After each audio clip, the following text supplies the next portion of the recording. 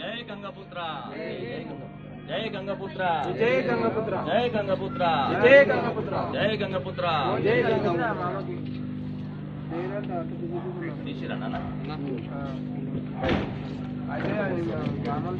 ఇప్పుడు మన రాష్ట్ర జాతీయ అధ్యక్షులు శ్రీ డాక్టర్ లక్ష్మణన్న గారు మా యొక్క సంఘం గురించి 2 మాటలు చెప్పవలసిందిగా కోరుతున్నాము. కూర్చోండి.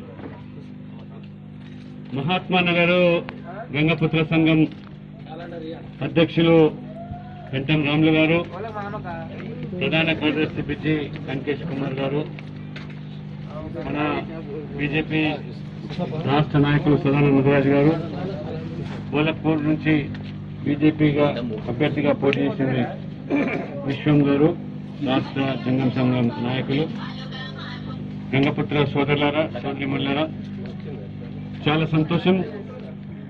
విద్య కన్కేష్ ప్రతి ఏటా కూడా ఈ యొక్క క్యాలెండర్ ఆవిష్కరణ కార్యక్రమాన్ని ఆనవాయితీగా కొనసాగించడము, క్యాలెండర్ ఆవిష్కరణ మాత్రమే కాకుండా గంగపుత్ర సంఘం ఆధ్వర్యంలో అనేక సేవా కార్యక్రమాలు కూడా నిర్వహిస్తూ వారందరూ కూడా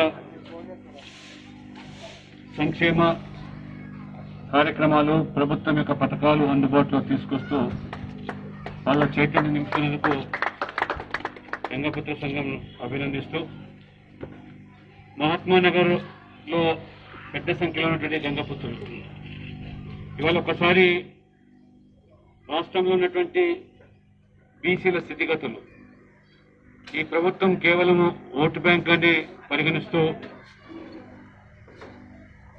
కుల వృత్తుల మీద ఆధారపడ్డటువంటి ఈ మత్స్య, కుమ్మరి, కమ్మరి, వడ్రంగి, చాకలి, నాయి అవన్నీ కూడా పూర్తిగా నిర్వీర్యమైపోతూ ఉంటే ఈ ప్రభుత్వం బీసీలకు తాయిలాలని, రాయితీలని ఎన్నికల ముందు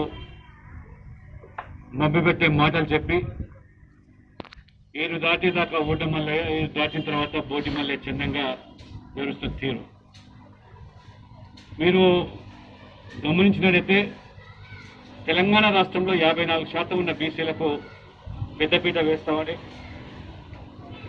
ప్రతి ఏటా 5,000 కోట్లతో బీసీల సంక్షేమం కోసం పాటుపడతామని కేసీఆర్ గారు చెప్పడము, నమ్మి ఓట్లేసి 2 సార్లు గెలిపిస్తే ఇవాళ మొండి చేయి చూపిస్తా ఉన్నాం. ఫెడరేషన్లు ఏర్పాటు చేసి ఆ ఫెడరేషన్లకు బడ్జెట్ లేవు, ఏదో నామకే వస్తే ఒక చైర్మన్ వేసి ఏ రకంగా ఇబ్బంది చేస్తాం. చేపల పెంపకం పేరు మీద జరుగుతున్న అవినీతి, నిజంగా చదువుకున్న యువకులకు ఉద్యోగాలు, ఉపాధి కల్పించాల్సింది పోయి ఈరోజు చేపల పెంపకం పేరు మీద మభ్యపెట్టి మోసం చేస్తా ఉన్నారు. గొర్రెలు, బర్రెలు, మేకలు మీరు సాగండి, మేమంతా మిమ్మల్ని పాలిస్తామంటారు. ఎంబీసీ అన్నారు, 1000 కోట్లు అన్నారు. ఆ ఎంబీసీలో ఏ కులాలో ఇంతవరకు ప్రభుత్వం చెప్పలేదు.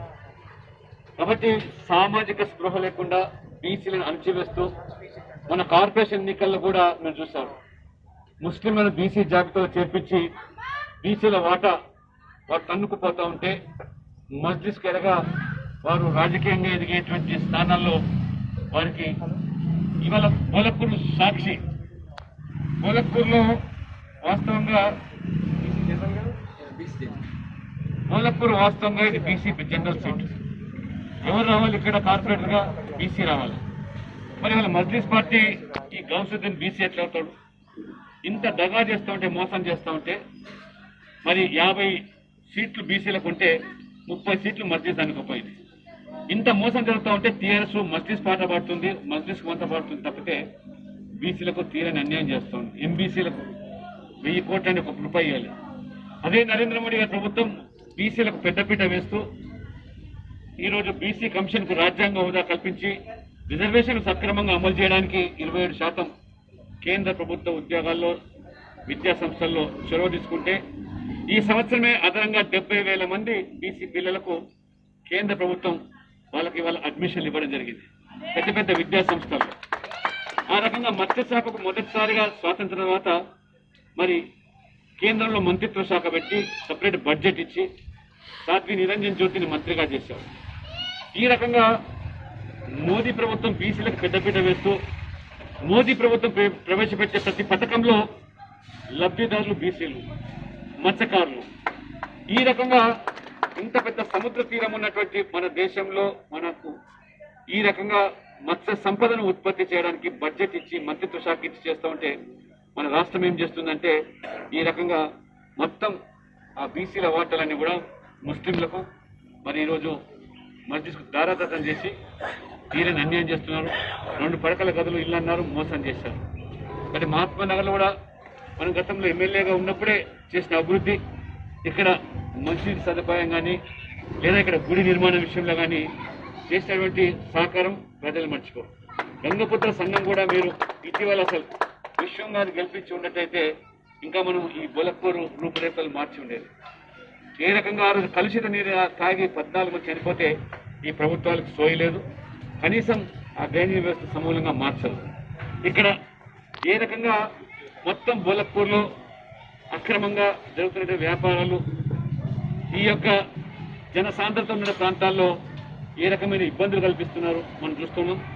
మీకందరూ కూడా ప్రత్యామ్నాయం శరణ్యం బీజేపీ మాత్రమే విషయాన్ని మర్చిపోకుండా మీరు పొరపాటున ఇవాళ టీఆర్ఎస్ కు అండగా ఉన్నారంటే అది మస్జిద్కు పెంచి పోషించినట్టు, పాముకు పాలు పోసి పెంచినట్టుగా మీరు టీఆర్ఎస్ ముసుగులో ఇవాళ మస్జిద్ ఇవాళ పడక విప్పుతుంది. కాబట్టి అప్రమత్తంగా ఉండి గంగపుత్ర సంఘము మీ యొక్క సంఘానికి సభ్యులకే కాకుండా ఈ పేదలుండే బస్తీలు కూడా అనేక సేవా కార్యక్రమాలు చేపడుతూ మరి రాబో రోజుల్లో కేంద్ర ప్రభుత్వము అదే రకంగా ఇతరత్ర ఆ పథకాల్లో కేంద్రం యొక్క పథకాల్లో భాగస్వామ్యం చేస్తూ ప్రధాన మంత్రి జన్ ధన్ యోజన నుంచి మొదలుకుంటే ఇవాళ కిసాన్ సమ్మాన్ యోజన పెద్ద సంఖ్యలో ముద్రాలో కూడా బీసీలు లబ్ధి పొందుతా ఉన్నారు. కరోనా కష్టకాలంలో మోదీ 500 రూపాయలు పంపిస్తే మీ బ్యాంకులో పడ్డాయి. కానీ ఇదే కేసీఆర్ గారు వర్షం వచ్చింది, వరదలు వచ్చినట్టే 10,000 రూపాయలు ప్రభుత్వం సొమ్ము ఏ రకంగా టీఆర్ఎస్ నాయకులు కార్యకర్తలు దోచుకున్నారో మీరు గమనించి ఇది తేడా. అందుకనే మీరందరూ కూడా మరి ఈరోజు మారుతున్నటువంటి కాలానికి అనుగుణంగా మార్పు రావాలి. ఆ రకంగా ఇవాళ హైదరాబాదు తెలంగాణలో కూడా ఖచ్చితంగా బీజేపీ ప్రజలు ఇవాళ ఆరాధిస్తూ ఉన్నారు, కోరుకుంటున్నారు. మన బోలక్పూర్లు కూడా ఆ దిశలో అడుగులు వేస్తారని కోరుకుంటూ మరి ప్రత్యేకంగా కన్కేష్ కూడా బీజేపీలో చురుకైన పాత్ర పోషిస్తూ ఓబీసీ మోర్చాలో రాష్ట్ర స్థాయిలో బాధ్యత నిర్వహిస్తూ మిమ్మల్ని అందరూ కూడా సంఘటితపరుస్తూ హృదయపూర్వకంగా అభినందిస్తూ నాకు వేరే ఇతరత్ర కార్యక్రమాలు కాబట్టి మీరు కార్యక్రమాలు కొనసాగించండి. మళ్ళీ మనం తరచుగా కలుసుకుంటాం. ఈ అవకాశం ఇచ్చినటువంటి గంగపుత్ర సంఘం సభ్యులకు ధన్యవాదాలు చెప్తూ సెలవు.